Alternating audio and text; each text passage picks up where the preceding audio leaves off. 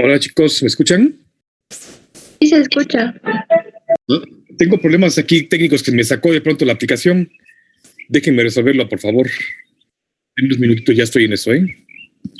No sé por qué me sacó la aplicación del Zoom.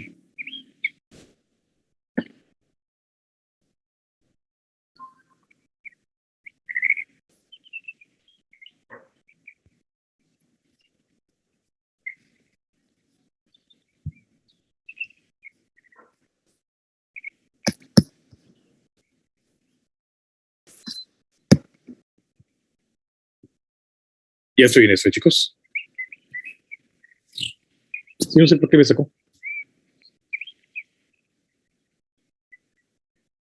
Ya, ya, ahora sí, ya. Discúlpeme. Gracias. La tecnología a veces es traicionera, muchachos, discúlpenme. Y en esos tiempos pandémicos ha sido muy complicado poder lidiar con todo eso. Bueno, ¿ya todos bien? ¿Sí me escuchan bien? Sí, se escucha. Ok, gracias. Gracias. Pues fíjense que antes de empezar la clase quiero hacer un anuncio parroquial que me da mucho gusto esta tarde. Fíjense que hoy, justamente hoy, estamos cumpliendo la clase número 100 de que nos estamos viendo. Así que esta es justamente la clase número 100 del curso de bioquímica. Estamos ya casi en la recta final del curso para ya pronto decirnos adiós. Y bueno, espero que haya sido de agrado para todos ustedes.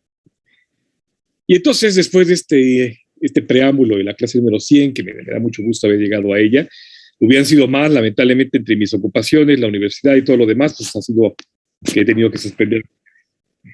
Pero bueno, ayer estábamos viendo, todavía cosas, hoy vamos a ver la importancia. Y, por ejemplo, desde el punto de vista de la bioquímica, la clave importante de la generación de NADPH es no solamente la protección antioxidante de manera celular, sino decía yo las reacciones de biosíntesis, fundamentalmente lipogénesis, en la que está implicada la NADPH.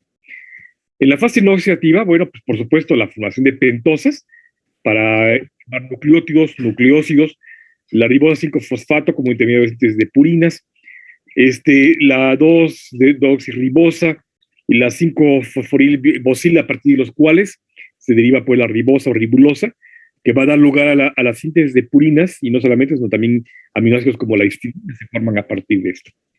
La eritrosa, aparte de que es un carbohidrato de depósito, de reserva, es un precursor para vitamina B6, para algunos aminoácidos aromáticos, fundamentalmente la fenilalanina, por ejemplo.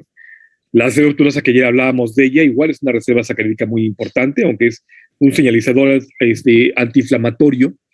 Realmente casi no tiene esa función en nosotros, más bien es de reserva sacarídica, ¿no? En caso de que sea necesario, se convierte en la tetrosa y en la triosa, o bien directamente en la tetrosa, en fin, ¿no? La fructosa 6-fosfato, que pues, evidentemente se desvía a la vía de Enden-Meyerhof, y además de eso, luego se puede ir hacia la reserva de glucógeno, porque a partir de fructosa formamos glucosa 6-fosfato y luego glucosa no fosfato, y se va hacia la glucogénesis, que es la formación de glucógeno.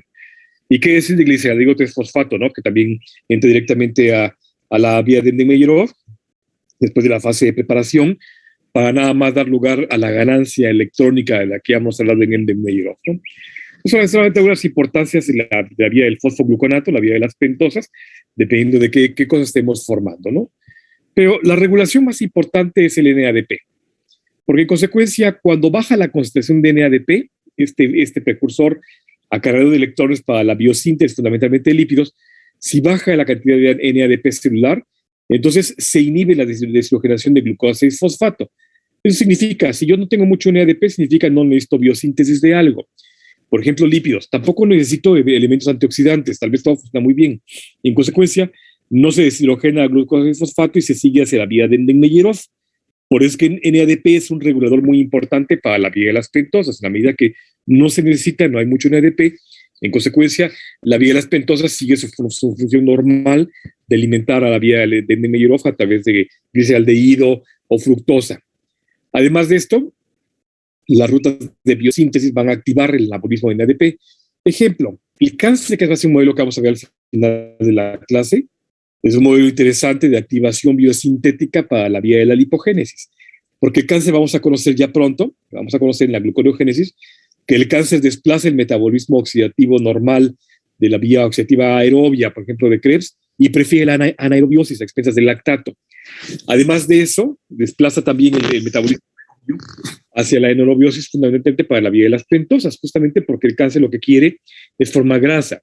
Vamos a ver un modelo de lipodistrofia cuando veamos la gluconeogénesis ya la próxima semana, en el que el cáncer apaga la vía de Krebs y activa las vías anaeróbicas citoplasmáticas, como la vía de las pentosas, como la vía de Enden-Meyerhoff y otras rutas igual como las hexosaminas, ¿de acuerdo?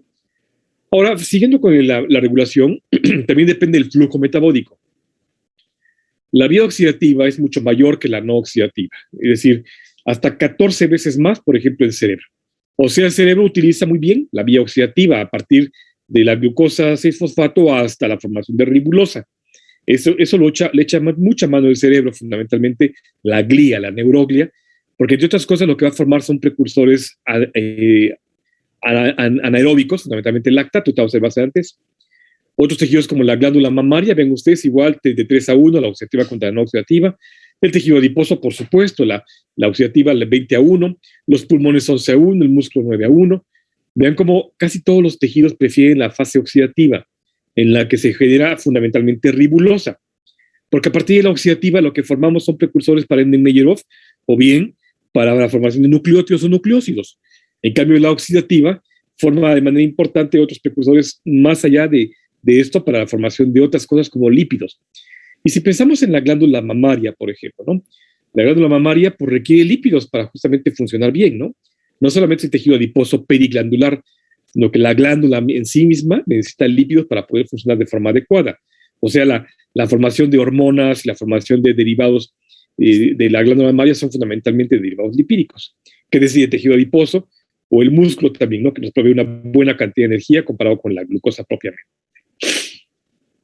Ahora, frente a la presencia de especies reactivas de oxígeno, estos ROS, justamente lo que nos va a proteger es el glutatión. De tal manera que una regulación también importante para la actividad de la vía de las pentosas es la cantidad de radicales libres que tenemos circulando. Entre más nos expongamos a la oxidorreducción, por ejemplo, nos exponemos al sol y la radiación ultravioleta es un factor para la generación de radicales libres. Comemos comidas procesadas y esos alimentos procesados son aportadores de radicales libres. Comemos grasas saturadas o grasas de mala calidad para nosotros, también son factores de liberación de radicales libres. El envejecimiento propiamente, el sedentarismo, enfermedades como la diabetes, todo eso induce entonces una gran cantidad de radicales libres y en consecuencia se activa la vía de las pentosas para formar glutatión. Volviendo a la glándula mamaria y el tejido adiposo, en fin, el tejido muscular, aquí está justamente lo que yo decía, la síntesis de ácidos grasos, ¿no? Porque todos estos tejidos, fundamentalmente el hígado, la mama, el cerebro, utilizan el acetilcoenzima A y la malonilcoenzima A para formar palmitoilos. Este palmitoilo es un ácido graso de 16 carbonitos, que vamos a conocer ya en el siguiente bloque, y que es clave para la síntesis de membranas. Y no solamente membranas, sino también acilgliceroles, fundamentalmente, que no solamente van a formar membranas, sino que van a formar otros elementos grasos importantes para nosotros, ¿de acuerdo? Que vamos a ver más adelante. Lo mismo con la síntesis de colesterol. De tal suerte que muchos esteroides, ácidos biliares, la vitamina D, utilizan justamente todo esto como el mevalonato, que va a ser derivado justamente en la vía de las pentosas. Todo esto no me detengo acá porque lo vamos a ver en el siguiente capítulo, que va a ser el metabolismo lipídico, pero solamente para que tengan una idea de la participación en la vía de las pentosas, aún en vías anabólicas que no tienen que ver con carbohidratos como los esteroides, los ácidos grasos esteroideos y los ácidos grasos en sí como los gliceroles, ¿de acuerdo? La síntesis de óxido nítrico, un poderoso vasodilatador, este elemento que actúa a nivel de la vasculatura general, también se ve implicado justamente en la vía de las pentosas e inclusive en la regulación de muchos genes como el P53. Por ahí de 2000 se dio el boom de la descripción de una de las proteínas reguladoras de nuestro genoma, el gen P53, que codifica para la misma proteína. Y el P53 es un centinela que está todo el tiempo vigilando la calidad y la estabilidad de nuestro genoma, de tal manera que cuando hay alguna falla, por ejemplo, la radiación solar que mencioné, los radicales libres, la presencia de moléculas tóxicas como las del tabaco, el alcohol en exceso, en fin, todo eso que puede dar lugar a transformaciones celulares a nivel genético. Entonces el P53 emite una proteína que inmediatamente repara y regula esas fallas, de tal manera que nos salva de muchas cosas como enfermedades genéticas, nos salva de enfermedades adquiridas como el cáncer, autoinmunes, en fin. Entonces, la vía de las pentosas regula justamente el gen P53 para la síntesis de la proteína del mismo nombre. Pues es muy importante, ¿no? Ayer hablábamos del complejo de enzimas citocromo P450, que es uno de los principales desintoxicadores de nuestro hígado, ¿no? El sistema de detoxificación, entonces se regula justamente por la vía de las pentosas, ¿no? ¿Y qué decir de la degradación del grupo hemo? Cada vez que tenemos una hemólisis, porque nuestros eritrocitos están viejos, han cumplido 120 días de vida, entonces estos eritrocitos se van a destruir, más aún si estamos pasando por algún problema hemolítico, como una anemia hemolítica, una anemia de células falciformes, cualquier cosa que sea anemia inestable, entonces nos da lugar a una destrucción masiva de grupos hemo, que si no lo metabolizamos, recuerden que va a dar lugar a las porfirias. En consecuencia, es mejor degradarlo y reciclarlo. Y entre esas cosas justamente entra el sistema de la vía de las pentosas para formar enzimas, activar enzimas que puedan degradar al grupo hemo. Pero es muy importante también su función desde el punto de vista de activación enzimática, ¿no? La vía del poliol la vamos a revisar ahora que veamos diabetes mellitus, porque justamente la glucosa se convierte en sorbitol antes que producir eventos oxidorreductivos. En un intento por salvarnos de los efectos redox, la glucosa se convierte en sorbitol. Y justamente la vía del sorbitol es regulada por la vía de las pentosas, en un intento, insisto, por salvarnos de algo que no hace inevitable, ¿no? Entonces también es muy importante la vía del sorbitol, que la vamos a tomar ahora que veamos la diabetes mellitus. También tenganla en cuenta, porque cuando hablemos de sorbitol, vamos a retomar la vía de las pentosas, ¿no? Igual para peroxinitritos cerebrales, todo aquello que comemos, pues fundamentalmente de metabolismo o catabolismo de aminoácidos, de proteínas, pues produce nitritos, nitratos, grupos amoniacales que pueden atravesar la barrera hematoencefálica y en consecuencia intoxicar al cerebro. Y el sistema justamente de tiorredoxina se activa por la vía de las pentosas a nivel de la glía cerebral. Y eso nos salva también de la intoxicación cerebral, de los eventos de encefalopatía amoniacal. Muchos antiinflamatorios no esteroideos, eso significa AINES, por ejemplo, aquí está el ketoprofeno, ibuprofeno y otros similares, inhiben la actividad de la vía de las pentosas. De ahí que tomar antiinflamatorios no debe ser nada más como tomarse una aspirina. De hecho, la aspirina es un antiinflamatorio no esteroideo, sino que debe ser cuando se requiera, por el tiempo que se requiera, a la dosis que se requiere. No abusar, pues, de los antiinflamatorios, porque me duele ahorita un poquito la cabeza, me tomo un antiinflamatorio, ¿no? Que me siento un poquito mal, me tomo un antiinflamatorio. Que me duele un poquito la garganta, me tomo un antiinflamatorio. Si yo tomo uno, que sea la dosis correcta, durante los días correctos, nada más 6-8 días, si es necesario más, pero idealmente no, y cuanto sea necesario, ¿de acuerdo? Porque si no, uno puede entonces bloquear vías importantes, fundamentalmente de defensa, como la vía de las pentosas, por eso es muy importante tenerlo en cuenta, ¿de acuerdo? A partir de este punto hay muchas otras condicionantes para la regulación, eso es lo más importante que quiero que conozcan, y aquí está un resumen de lo que acabo de decir, ¿no? Aquí está justamente la vía de las pentosas, la vía oxidativa, la vía no oxidativa, y su interrelación con la vía de Embden-Meyerhof, que está a la derecha, ¿no? Entonces ya dijimos que regula la expresión génica en respuesta a muchas condiciones de estrés, de tal suerte que los genes se van a activar justamente por intermediarios de la vía de las pentosas para ayudarnos a resolver estrés celular o estrés metabólico. Se adapta a condiciones de configuración metabólica, por ejemplo, la proliferación celular. Si necesitamos que la célula prolifere, bueno, aumenta la vía de las pentosas porque aumentan los nucleótidos, aumenta el ADN, aumenta el ARN, el ATP, el GTP, el UTP, en fin, ¿no? Pues se adapta a condiciones de reconfiguración metabólica siempre y cuando sea necesario, ¿no? Claro, el cáncer ha aprovechado estas adaptaciones para su beneficio, lamentablemente, ¿no? Se relaciona con nutrientes y vías de señalización. En la medida que estamos entonces metiendo nutrientes a nuestro cuerpo, ese 30% de la oxidación de la glucosa va a funcionar bien en la vía de las pentosas, y si no, pues va a hacerlo para la síntesis de otras cosas como lípidos, nucleótidos, en fin, ¿no?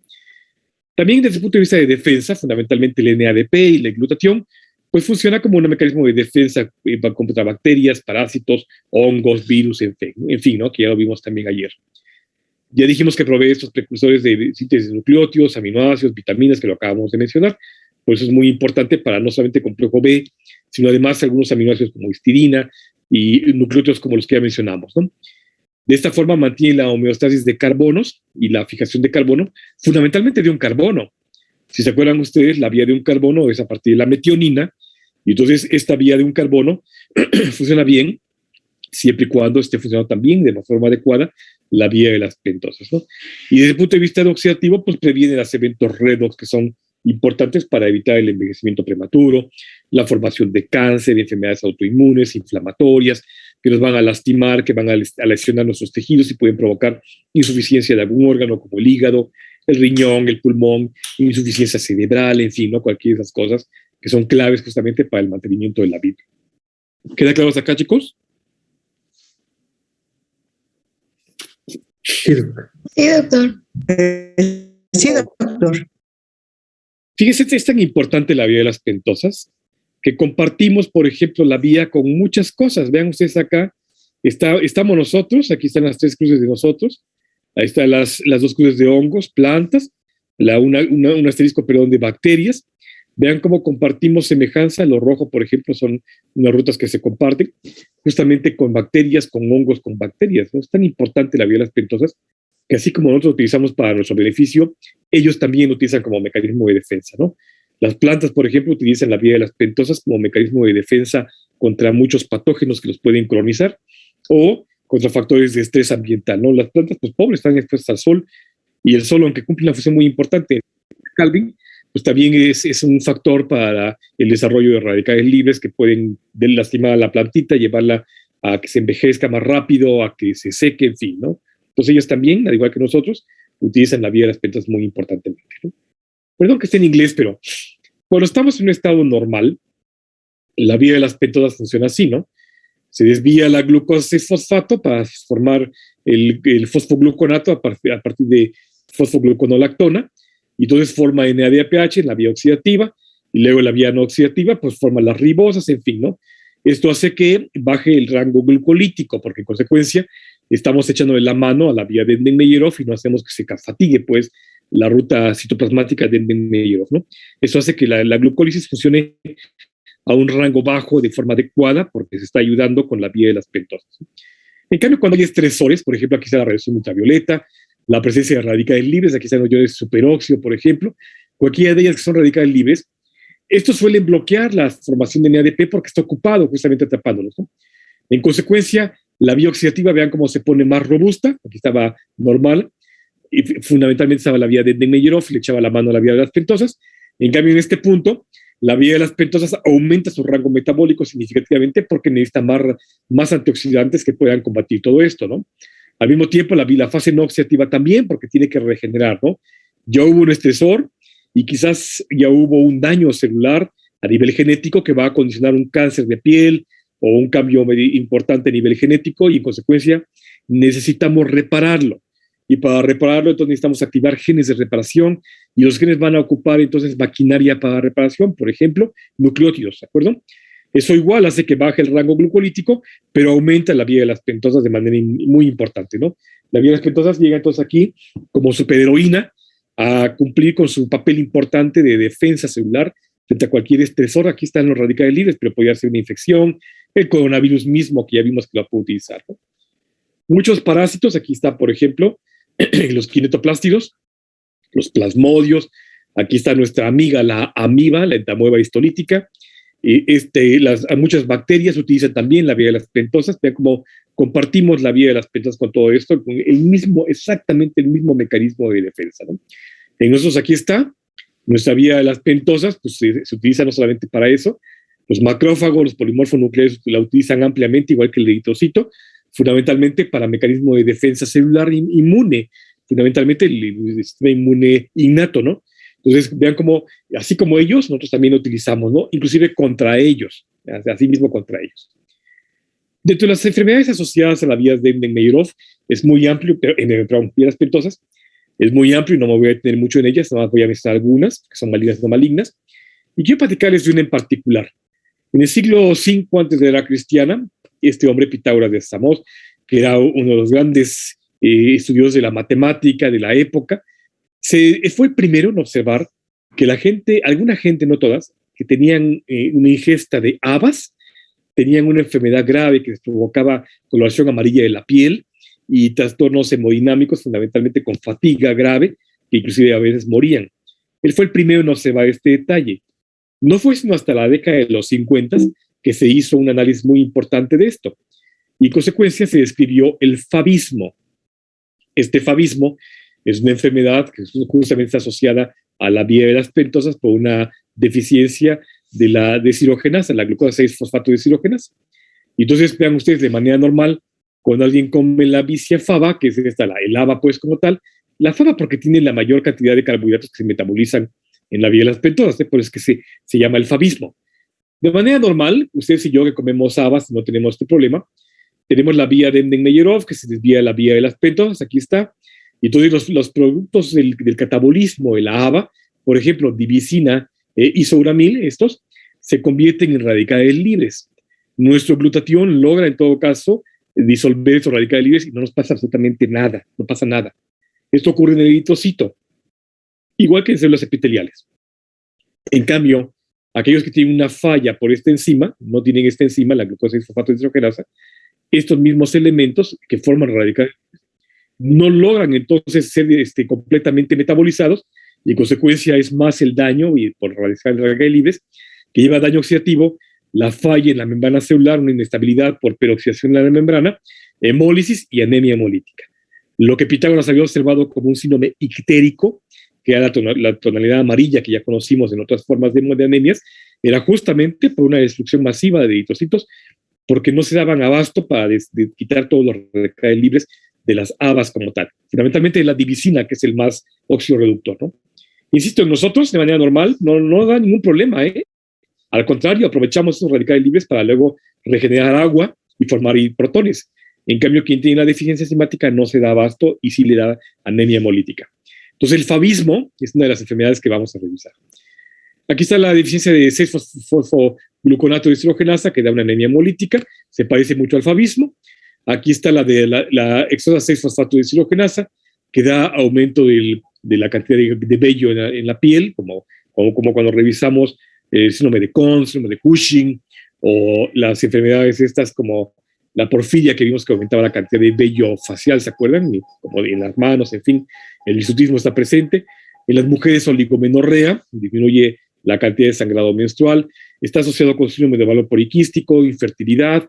Esas son enfermedades hereditarias, afortunadamente no son muy frecuentes. Aquí está la glucosa 6-fosfato deshidrogenasa, que se parece mucho a la 6-fosfogluconato, que también da aumento de bilirrubinas neonatal, anemia hemolítica, fundamentalmente en el adulto, la deficiencia de glucosa fosfato isomerasa, que da anemia no esferocítica crónica, en fin, son enfermedades asociadas a la vía de las pentosas. Como sea, si ven ustedes esto, aquí está la fase oxidativa, la no oxidativa, y vean ustedes cómo aquí está la deficiencia, por ejemplo, de la ribosa fosfato isomerasa, que da retardo psicomotor, convulsiones, problemas de los leucocitos que luego afectan al cerebro, leucoencefalopatía, neuropatías periféricas con dolor, de debilidad, calambres, en fin, ¿no? Deficiencia de otras enzimas que dan también algo similar. No voy a tener esto, ¿no? La fosfato isomerasa también. Lo fundamental de la vía de las pentosas es que las fallas condicionan entonces problemas inmunológicos, en primer lugar por los mecanismos de defensa en los que está implicado, en segundo lugar anemias hemolíticas, porque si el eritrocito utiliza la vía de las pentosas, la falla en las pentosas pues, lo deja potencialmente desprotegido contra fundamentalmente los radicales libres, ¿no? Entonces también anemias hemolíticas.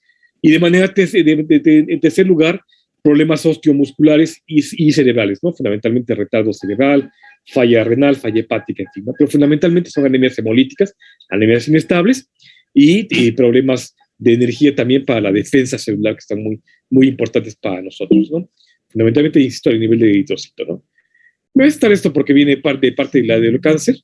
Mejor que me quiero que vean el metabolismo a nivel neuronal y a nivel glial, ¿no? El eritrocito y la neurona. Si ven ustedes aquí el metabolismo neuronal, entra la glucosa, las neuronas utilizan fundamentalmente glucosa, son muy quisquillosas, aceptan galactosa o fructosa, pero prefieren la glucosa por mucho. De hecho, son casi exclusivamente glucosídicas. Entonces, la glucosa entra justamente en la vía de Enden-Meyerhof, forma el piruvato, que luego se desvía a su mitocondria, alternativamente a la vía de las pentosas para regenerar sus nucleótidos, formar sus antioxidantes como NADP, el glutatión, que es muy importante a nivel neuronal, y también se alimenta el lactato. ¿Quién le da el lactato a la neurona para formar piruvato? Se lo da el astocito. El astocito también acopla glucosa, también galactosa o fructosa, pero también el astocito tiene glucógeno aquí almacenado.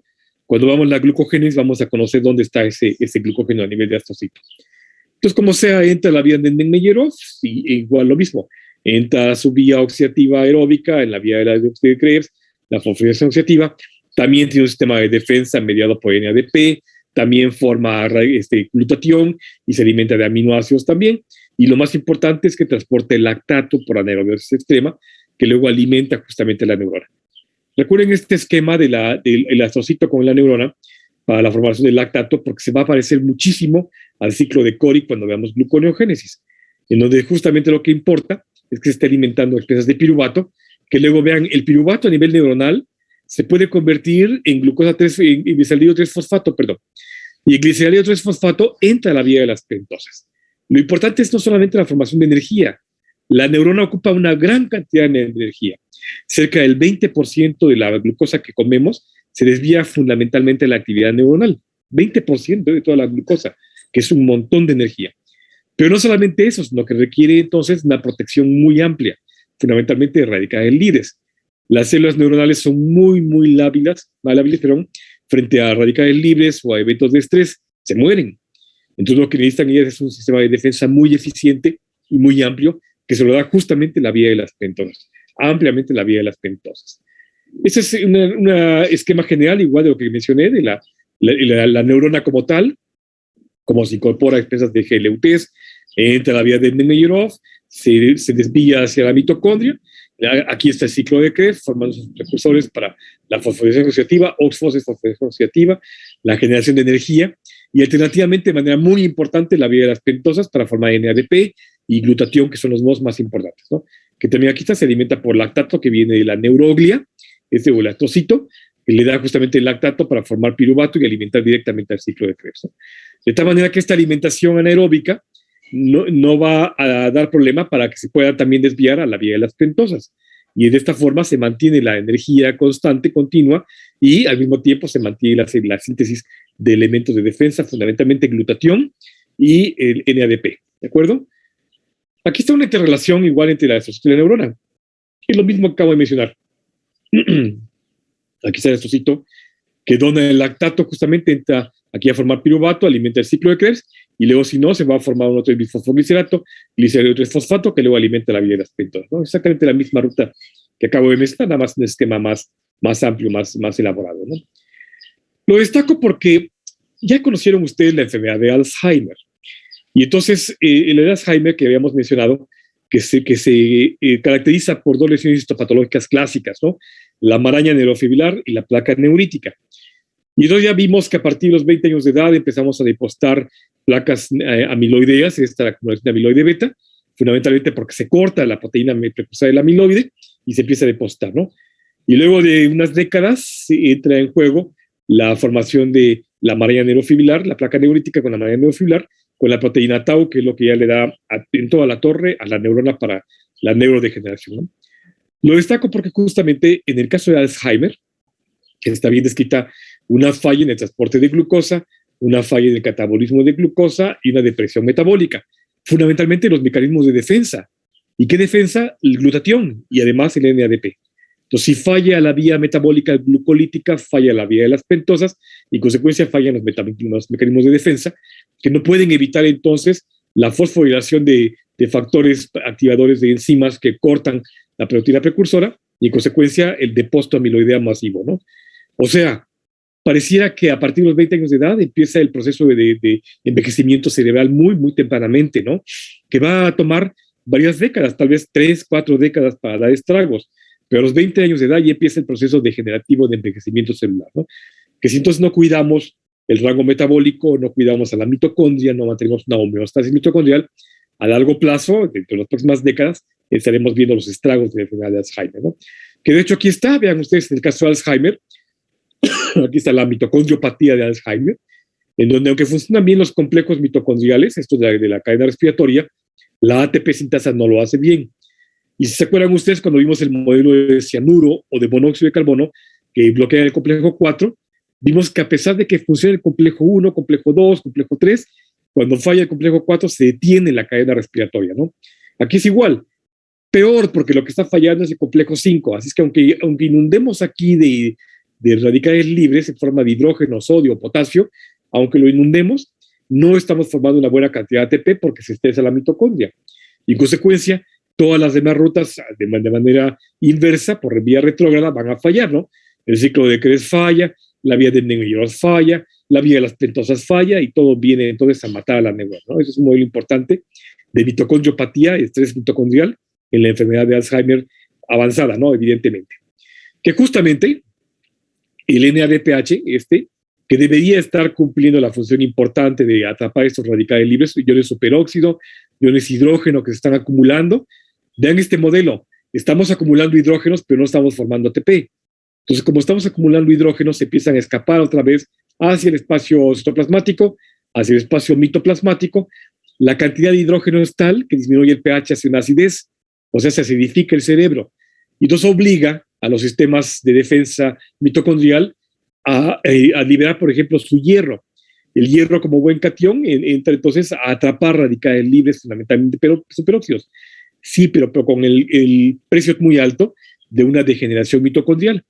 Esta acidosis, al mismo tiempo, la degeneración mitocondrial, pues activa los mecanismos estos celulares para liberar entonces enzimas que corten en proteínas y que empiecen a dar lugar al envejecimiento celular, fundamentalmente neuronal, ¿no? Así está descrito. Entonces, es muy amplio, no me voy a meter en esto porque es muy amplio. Aquí es un esquema nada más general de cómo funciona. Pues vean todo donde está implicada la vía de las pentosas, ¿no? Aquí está el NADPH, justamente la vía de las pentosas, y vean cómo está por todos lados el NADP, ¿no? A nivel mitocondrial, a nivel citoplasmático, a nivel celular. Muchas células utilizan el NADP justamente como mecanismo de defensa. De ahí la importancia de la vía de las pentosas, porque genera el antioxidante muy poderoso que es el glutatión y el NADP, que además es biosintético, ¿no? En el caso del cáncer han aprovechado esa biosíntesis, ¿no? El cáncer desvía la vía de las pentosas justamente para formar precursores de nucleótidos como ribosa y en consecuencia tenga maquinaria para formar su genoma, o sea, resintetizar sus células a partir de clonaciones. Entonces, este aumento de la síntesis de nucleótidos en el caso del cáncer hace que la vía de las pentosas esté robusta, pero fundamentalmente la vía nada más para generar antioxidantes de defensa para el cáncer y nucleótidos, ¿de acuerdo? Entonces está desviada la vía de las pentosas. De hecho, en el caso del cáncer, por ejemplo, vean cómo la sobreexpresión de 6-fosfogluconato, de cilogenasa, que es la enzima clave para la vía de las pentosas, aumenta la expresión de esta enzima justamente porque aumenta la vía de las pentosas. Y vean, está escrito en cáncer pulmonar, cáncer hepático, cáncer ovárico, cáncer de cervicuterino, cáncer de colon, cáncer de tiroides, cáncer de mama, muchas enfermedades mieloproliferativas como la leucemia, el linfoma. También está escrito que aumenta la actividad de la vía de las pentosas, fundamentalmente para mecanismos antioxidantes de defensa del tumor y mecanismo de síntesis de nucleótidos que pueda dar lugar a la formación de genomas de clonas celulares. Si yo tengo una célula que se va a dividir para formar una célula hija idéntica, un clon pues como tal, necesitará duplicar su material genético y en consecuencia necesita nucleótidos y eso requiere energía, por tanto desvía la vía energética para formar energía solamente para ella. Y como es una célula agresiva, que está transformada a la malignidad, va a ser susceptible de ser atacada por el sistema de defensa inmunitario y en consecuencia necesita antioxidantes. Agarra nuestras propias armas para su beneficio y en consecuencia se defiende, ¿de acuerdo? Entonces la vía de las pentosas, está ampliamente escrita también en muchos modelos tumorales, igual que lo que revisamos en el caso del coronavirus ayer, ¿no?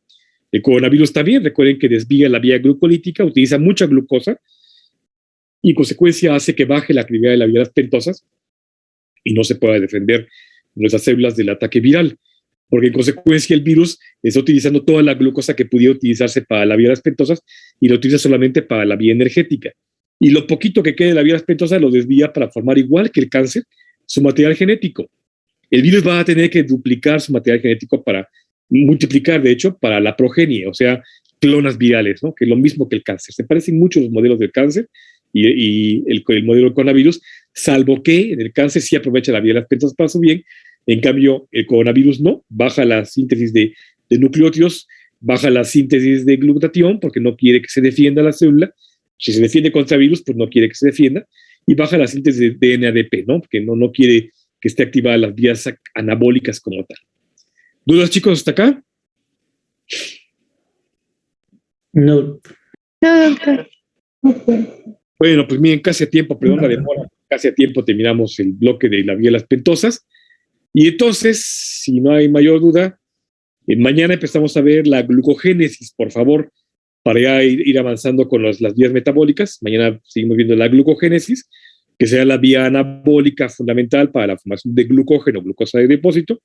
Y espero que mañana mismo dé tiempo a terminar de ver la glucogenólisis, la vía inversa, para que el lunes empecemos a ver la gluconogénesis, que sí nos tomará unos 4 o 5 días más o menos, que tengo muchos modelos clínicos que ver con ustedes de gluconogénesis muy importantes. Entonces, no hay mayor duda. Por favor, mi foto del recuerdo. La foto número 100, por favor. Hola, Sofi. Hola, Ale. Hola, Víctor Hugo. Hola, Daniela. Hola, Juanito. Hola, José Ángel, Gaby, Omar, Jocelyn, Melissa, Florecita, Marifer. Hola, Jocelyn. Hay 2 Jocelines, ¿no? Hola, Sinaí, Normita. ¿Quién pasó? José Luis. Va mi foto. Gracias, chicos. Nos vemos mañana, por favor. Mañana estoy puntual. Gracias. Hasta mañana. Gracias, Doc. Hasta mañana. Hasta